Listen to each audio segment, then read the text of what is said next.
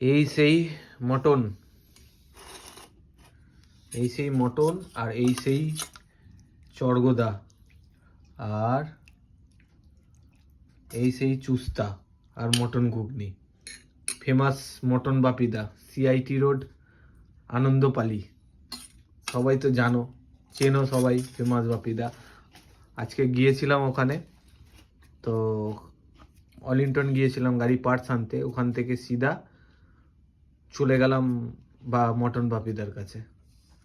তো ওখানে তো খাওয়ার সময় হয়নি, তাই ওখান থেকে কন্টেনারে করে নিয়ে চলে এলাম।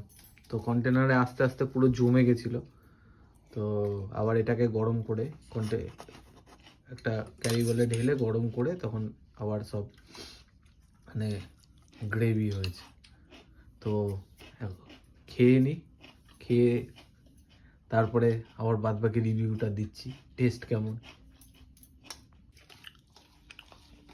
তো নিলাম থালায়, খেয়ে দেখি কিরকম টেস্ট।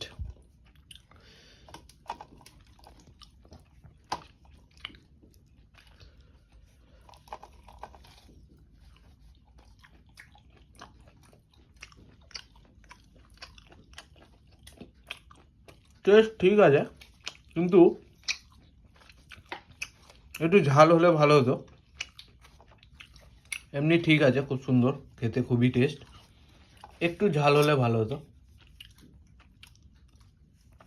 আর বাদ বাকি সবই ঠিক আছে, খুব সুন্দর খেতে। তো চড়গোদাটা নিয়েছি, এরপরে টেস্ট করব হচ্ছে চুস্তাটা।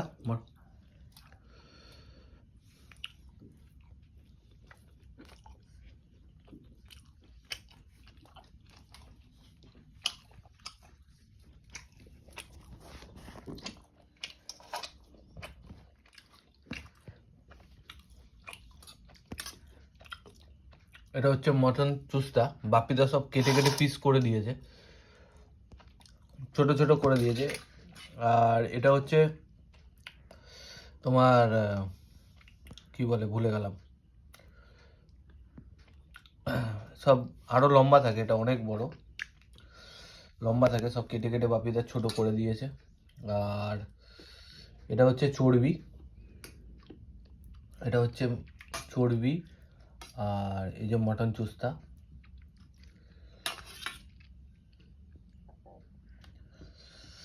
এটা হচ্ছে মটন চুস্তা।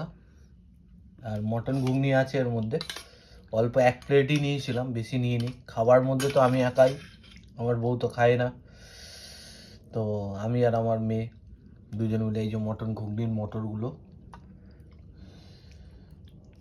আর এটাকে কি বলে ভুলে যাচ্ছি, ঠিক আছে। তো খেতে খারাপ না, খেতে খুবই ভালো, কিন্তু একটু ঝাল হলে খুব ভালো হতো। এমনি টেস্ট ঠিকই আছে, কিন্তু ঠান্ডা হয়ে গেলে জমে যাচ্ছে, গরম করতে হবে।